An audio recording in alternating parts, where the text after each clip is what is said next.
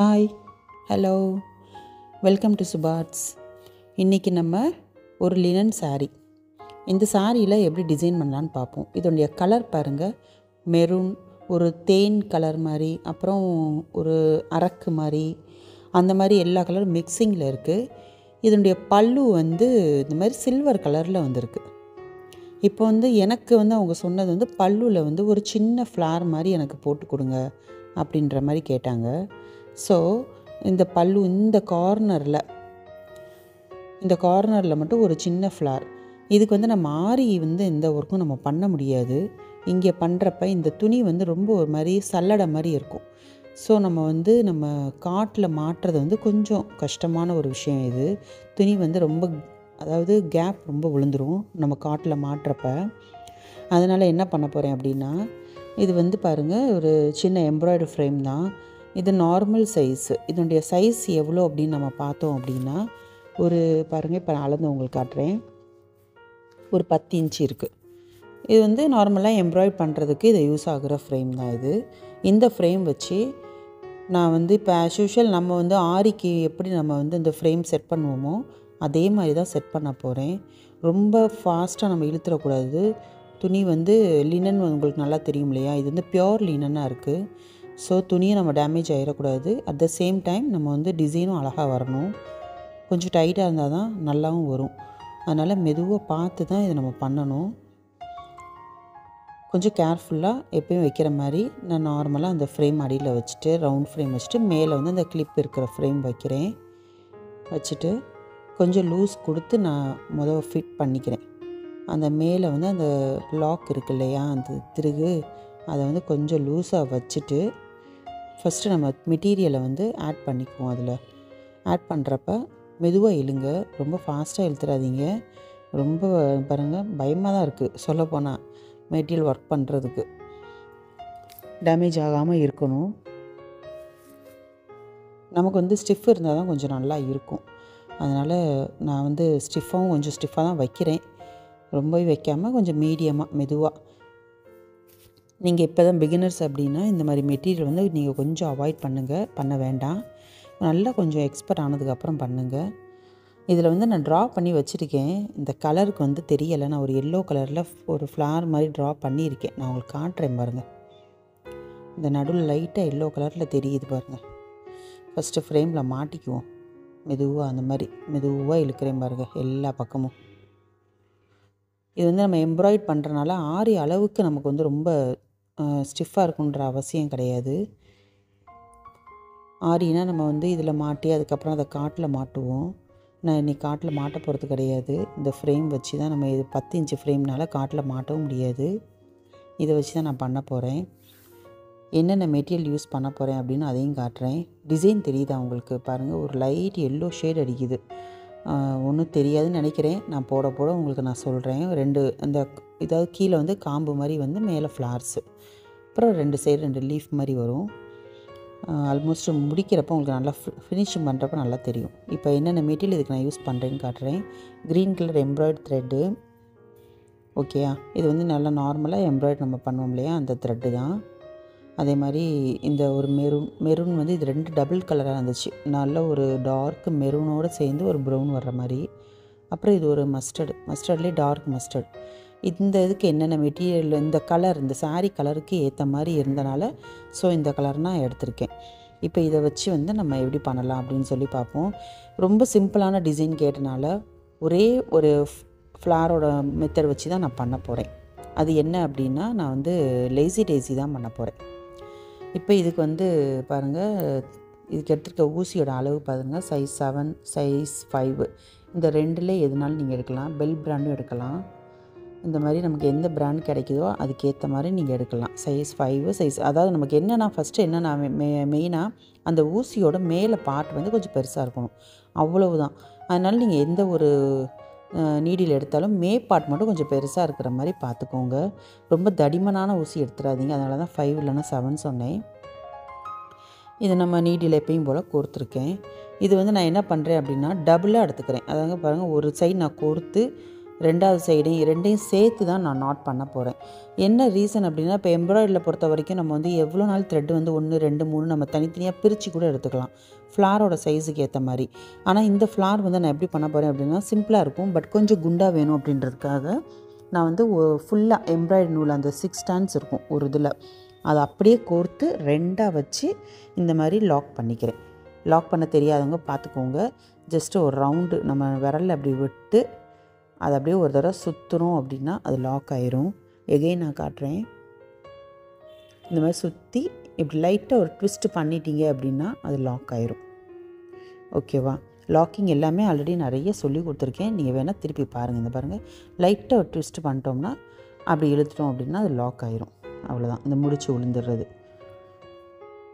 ஊசியில் கோர்த்து அப்படியே கொண்டு வந்து 2 நூலையும் சேர்த்து நான் இப்போ லாக் பண்ணி வச்சுருக்கேன்.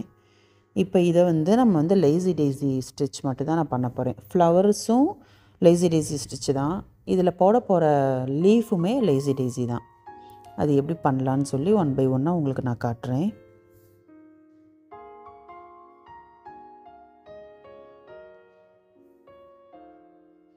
இப்போ பாருங்கள், இப்போ அடியிலேருந்து கொண்டு வந்துட்டோம். கொண்டு வந்துட்டு அது எங்கேருந்து நம்ம எடுத்தோமோ அது பக்கத்துலேயே திருப்பி உள்ளே கொண்டு போகிறேன் ஊசியை. இப்போ ஒரு லூப் மாதிரி ஃபார்ம் ஆகுதா? இப்போ நமக்கு எந்த இடத்துல வேணுமோ, லீஃப் என்ன சைஸ் வேணுமோ அந்த சைஸ் வச்சுட்டு அடியிலேருந்து ஊசியை கொண்டு வந்து அப்படியே அந்த லூப்பில் எடுத்து வெளியே கொண்டு வந்துடும். இப்போ இதை லாக் பண்ணுறதுக்கு பக்கத்துலேயே ஒரு அப்படி மறுபடியும் உள்ளே கொண்டு போயிடணும். அதாவது மேலேருந்து கீழே அடியிலேருந்து மேலே கொண்டு வரோம் இல்லையா, அதை வந்து பக்கத்துலேயே திருப்பி நம்ம கொண்டு போவோம். நீங்கள் மெதுவாக பாருங்கள், உங்களுக்கு புரியும். ஆல்ரெடி லேசி டெய்ஸிலாம் நான் தனி வீடியோவே போட்டிருக்கேன். அதாவது அது வந்து சில்க் த்ரெட்டில் ஆரி ஸ்டாண்டில் நான் போட்டிருக்கேன். உங்களுக்கு இது புரியாதவங்க வந்து அந்த ஒரு வீடியோவை கூட நீங்கள் பாருங்கள். என்னுடைய டிஸ்கிரிப்ஷனில் அந்த லிங்க் நான் தர்றேன், ஓகேயா?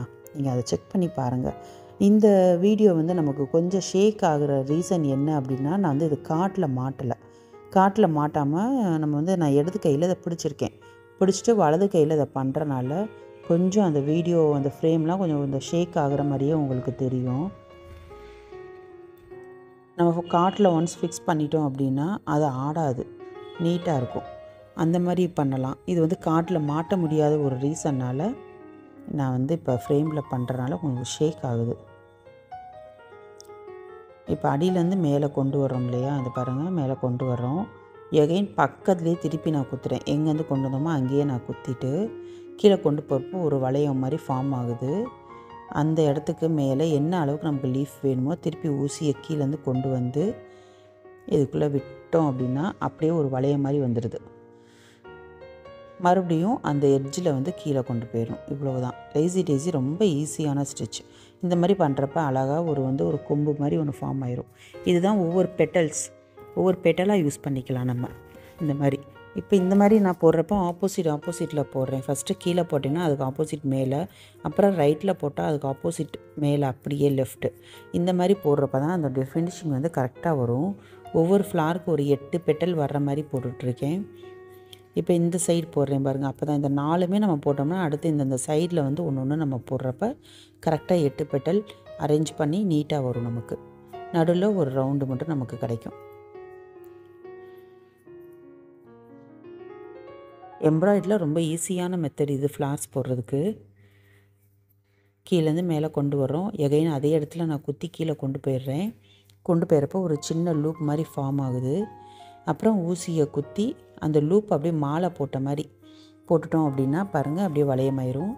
திருப்பி இதை கீழே கொண்டு போயிடணும். இது எதுக்காக கொண்டு போகிறோம் அப்படின்னா, அந்த வளையம் வந்து நமக்கு மேலே வராமல் தூக்கிட்டு நிற்காமல் இருக்கணும் இல்லையா, அதுக்காக அது ஒரு லாக் மாதிரி நம்ம பண்ணுறோம். இவ்வளோதான் லேசி டெய்ஸி. இந்த மெட்டீரியலுக்காக தான் ரொம்ப மெதுவாக நான் பண்ணுறேன். ஃபாஸ்ட்டாக இழுத்தா கேப் ரொம்ப ஹோல் வந்து ரொம்ப பெருசாக தெரியும். ஊசி நம்ம குத்துற ஹோல் தெரியவும் கூடாது. அதே சமயத்தில் டிசைனும் நீட்டாக வரணும்.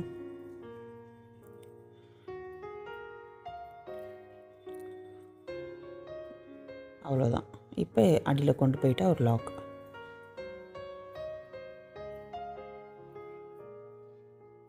இந்த இடத்துல ஒன்று 7 பெட்டல்ஸ் போட்டாச்சு. இப்போ லாஸ்ட்டு 8வது பெட்டல் போடுறோம். எங்கே குத்துறோமோ அங்கேயே திருப்பி குத்தி கீழே கொண்டு போயிடுறேன். இது ஒரு லூப் மாதிரி ஃபார்ம் ஆகுது. அப்புறம் ஊசியை மேலே குத்தி திருப்பி கொண்டு வந்துட்டோம் அப்படின்னா அந்த லூப்பை அப்படியே லாக் பண்ணிடணும். மேலே கொண்டு வந்துட்டு இதுக்குள்ளே விட்டு எடுக்கிறோமா அதை மாலை மாதிரி போட்டுட்டு இது தூக்கி நிற்காமல் இருக்கிறதுக்காக மறுபடியும் எகைன் கீழே கொண்டு போகிறப்ப லாக் ஆகிடுது. அவ்வளோதான். ரொம்ப சிம்பிளான மெத்தட் தான். சிம்பிளாக அழகாக ஒரு ஃப்ளார் நமக்கு இப்போ கிடச்சிருச்சு. இது வந்து நல்ல ஒரு மெரூன் கலரில் இருக்குது. இப்போ இதே ஃப்ளார் வந்து இந்த இடத்துல வந்து போடணும் ஃபுல்லாக. நான் இன்னொரு கலர் எடுத்தேன் இல்லையா, மஸ்டர்ட் எடுத்தேன்ல, அந்த மஸ்டர்டும் இந்த மெரூனும் மாற்றி மாற்றி போடலான்னு இருக்கேன். இப்போ இதுக்கு லாக் எப்படி பண்ணலான்னு சொல்லி பார்ப்போம். இப்போ கீழே கொண்டு வந்தாச்சு. கொண்டு வந்துட்டு எங்கே நம்ம கடைசி கொண்டு வந்தோமோ அது பக்கத்துலேயே குட்டியாக எடுங்க. ரொம்ப பெருசாக இருக்காதீங்க. குட்டியாக இப்படி ஊசி இப்படி விட்டு இப்படி மேலே எடுத்துகிட்டு இந்த ஊசியை ஒரு சுற்று இல்லைன்னா 2 சுற்று இந்த மாதிரி சுற்றிட்டு அப்படியே நீடியில் வெளியே எடுத்துருங்க. எடுத்துட்டிங்கன்னா அது அப்படியே லாக் ஆயிரும். இந்த மாதிரி நம்ம எடுக்கிறப்ப ரொம்ப குட்டியாக அந்த ஊசி குத்தி எடுக்கணும். ரொம்ப பெருசாக எடுத்தோம்னா வெளியே அது அசிங்கமாக தெரியும். இந்த மாதிரி நல்லா டைட்டு வச்சுட்டு கொஞ்சம் த்ரெட்டு விட்டுட்டு நீங்கள் கட் பண்ணிடுங்க. ரொம்ப ஒட்டி வெட்டாதீங்க, கொஞ்சம் விட்டுட்டு கட் பண்ணிடுங்க. அவ்வளோதான். சில்க் த்ரெட்டில் நான் கட் பண்ணால் கொஞ்சம் க்ளூ போட சொல்லுவேன். இது வந்து காட்டன் நம்ம நல்லா எம்ப்ராய்டரி த்ரெட்னால க்ளூ தேவையில்லை நமக்கு. இதுவே நல்லா ஸ்ட்ராங்காக இருக்கும். அவ்வளோதான். இப்போ இதே மெத்தட்லேயே இதே லேசி டேசியிலே நான் மஸ்டர்ட் கலர் வச்சு அதுலேயும் ஃப்ளார் பண்ண போகிறேன். அதுவும் அதே மாதிரி ஒரு தடவை கோர்த்து 2ஆக எடுத்து அதை லாக் பண்ணி வச்சுருக்கேன்.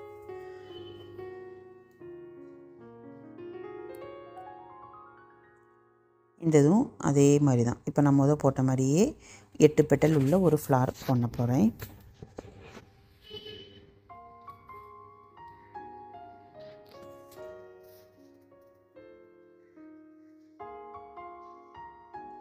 வீடியோஸில் பாருங்கள் கொஞ்சம் அந்த கிராஸாக மேலே போயிடுச்சு. உங்களுக்கு கிளியராக தெரியலைன்னு நினைக்கிறேன். இருங்க, நான் கொஞ்சம் அப்படியே கொஞ்சம் கீழே கொண்டு வரேன். இன்னொன்று உங்களுக்கு சொல்லணும்னு நினச்சேன். இப்போ இந்த எம்ப்ராய்டரி த்ரெட்டு நம்ம வந்து ஒரு கையில் பண்ணுறப்ப வந்து நிறைய வந்து சிக்காகிற வாய்ப்பு இருக்குது.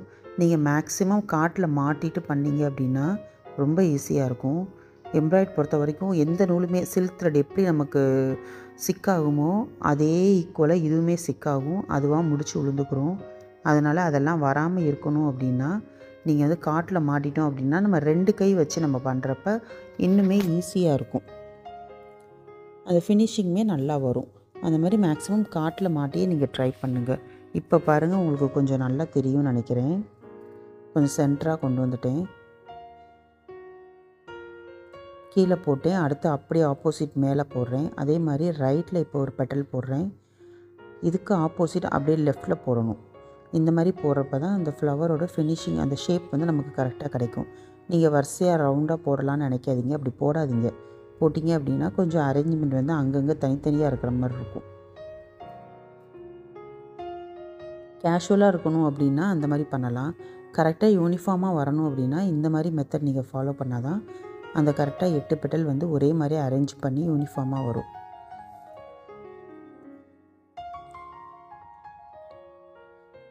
இப்போ மஸ்டர்டும் முடிச்சாச்சு ஃபுல்லாக. இந்த மாதிரி ஃபுல் அண்ட் ஃபுல் பஞ்சாக ஒரு அப்படியே ஷஃபில் எல்லாமே நான் உங்களுக்கு போட்டுட்டு காட்டுறேன்.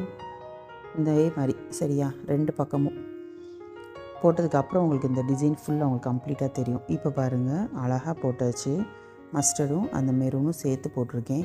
இதுக்கு நடுவில் பாருங்கள், மஸ்டர்டுக்கு மெரூன் கலர் ஃப்ரெஞ்ச் நாட்டும் மெரூனுக்கு வந்து மஸ்டர்ட் கலர் ஃப்ரெஞ்ச் நாட்டும் கொடுத்துருக்கேன்.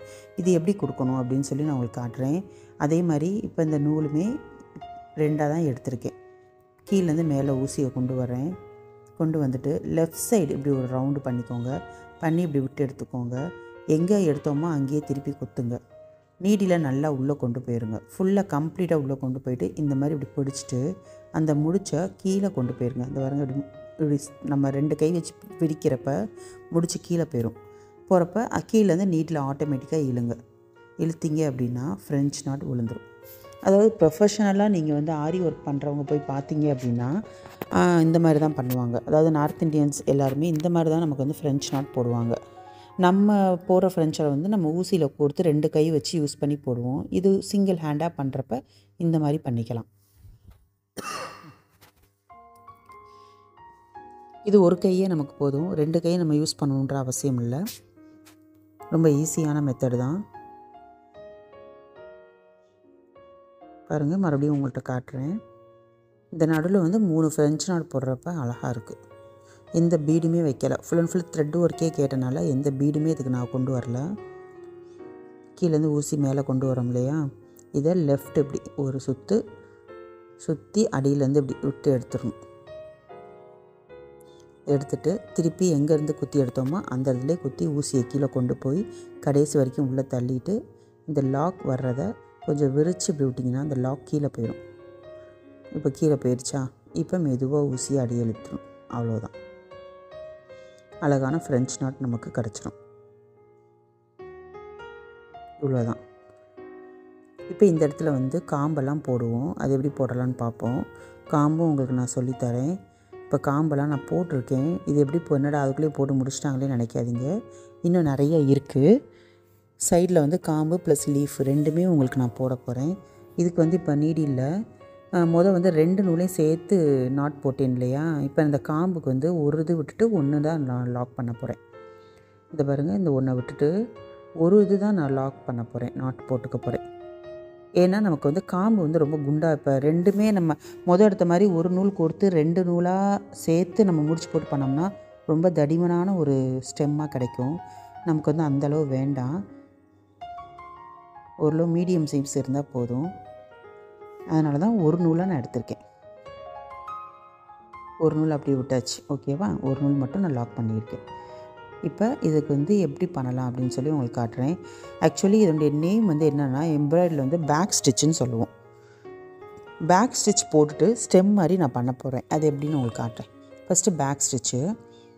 இப்போ இந்த சைடில் வந்து ஒரு காம்பு மாதிரி வந்து அதுக்கப்புறம் குட்டி குட்டியாக லீஃப் வருது. உங்களுக்கு தெரியுதான்னு தெரியலை, நான் திருப்பி வேணால் உங்களுக்கு இருங்க மறுபடியும் போட்டு காட்டுறேன். இப்போ பாருங்கள், ஃபஸ்ட்டு கொண்டு வந்துட்டேன். எப்பயும் போல் அடியிலேருந்து கொண்டு வந்தாச்சு. கொண்டு வந்துட்டு இந்த இடத்துல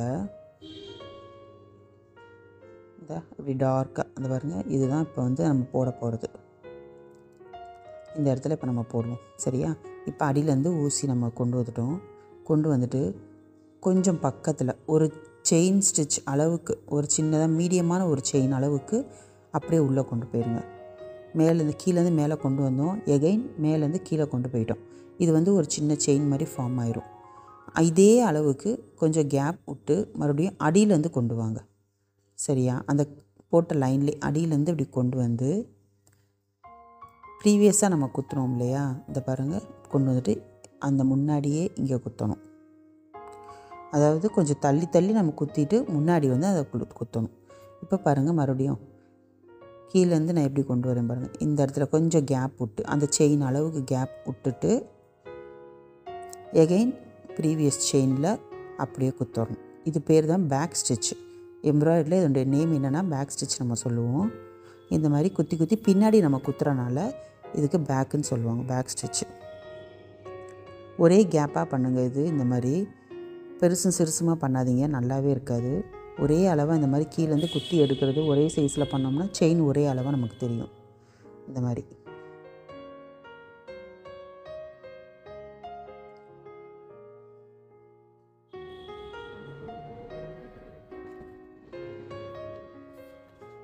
அவ்வளோதான்.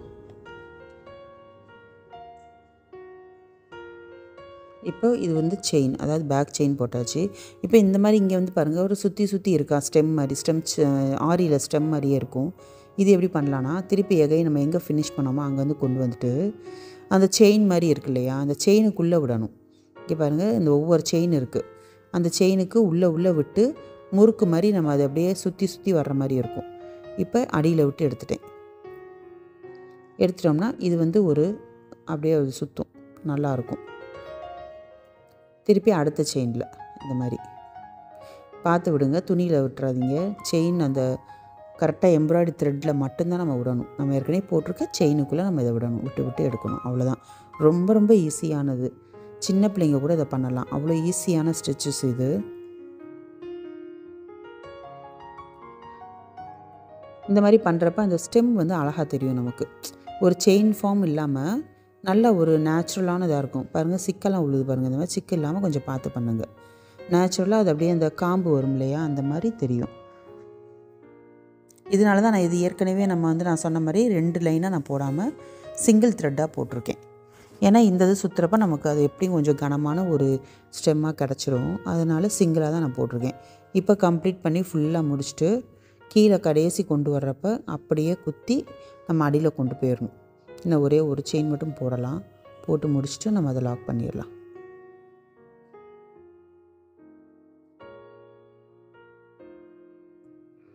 அவ்வளோதான், இது முடிஞ்சிச்சு பார்த்தீங்களா. ஃபுல்லாக கம்ப்ளீட்டாக நீட் ஆயிடுச்சு. இது அப்படியே நம்ம கீழே எங்கே முடியுதோ அந்த இடத்துல வச்சு குத்திட்டு கீழே கொண்டு போயிடணும். கொண்டு போய் நான் ஏற்கனவே ஃப்ளவர்ஸ்க்கு சொன்ன மாதிரி அதுக்கு லாக் பண்ணலாம். இப்போ நான் இதுக்கு லாக் பண்ண மாட்டேன். என்ன ரீசன்னா, ரைட் சைடில் இதே மாதிரி இன்னொரு செயின் போடணும். அது போக இந்த இடத்துலையும் நான் வந்து லீஃப் வந்து இன்னும் ஒர்க் இருக்குது. ஸோ அது எல்லாமே கண்டினியூவாக பண்ணிடலான்னு பார்க்குறேன். அதை முடிச்சுட்டு அதுக்கப்புறம் நான் மொத்தமாக லாக் பண்ணிக்கிறேன். இப்போ இந்த லீஃபுமே லேசி டேஸியில் தான் போட போகிறேன். இந்த இடத்துல வந்து குட்டி குட்டி லீஃப் வருது. இதில் எதுவுமே தெரிய மாட்டேங்குது. பென்சிலை நான் ட்ரா பண்ணியிருக்கேன், எதுவுமே தெரில. நான் உங்களுக்கு போட்டு காட்டுறேன் பாருங்கள். ஏற்கனவே போட்ட லேசி டேஸிலே இப்போ இது பஞ்சாக போட்டால் ஃப்ளவர்ஸ் ஆயிடுது. 8 பெட்டலாக நம்ம போடுறப்ப அது ஒரு ஃப்ளவர் ஃபார்ம் ஆயிடுது. தனித்தனியாக போடுறப்ப அது லீஃபாக இருக்கும். எங்கேருந்து குத்தி எடுத்தோமோ அந்த இடத்துல குத்தி நான் கீழே கொண்டு போயிடுறேன். கொண்டு போயிட்டு இந்த லூப் ஃபார்ம் ஆகுது இல்லையா, இதுலேருந்து ஊசி கொண்டு வரேன். என்ன சைஸுக்கு நமக்கு வேணுமோ அந்த அளவு கேப் விட்டு அடியிலேருந்து ஊசியை கொண்டு வந்துட்டு மேலே வந்ததுக்கப்புறம் மறுபடியும் அந்த எட்ஜில் கீழே கொண்டு போய் ஒரு லாக் பண்ணுறேன். அவ்வளோதான்.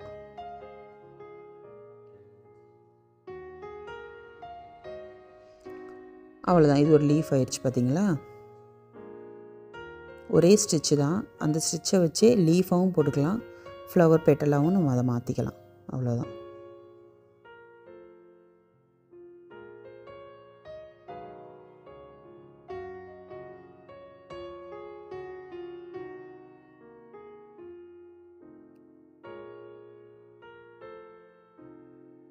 குட்டி குட்டியாக பக்கத்தில் லீஃப் போட வேண்டியதுதான்.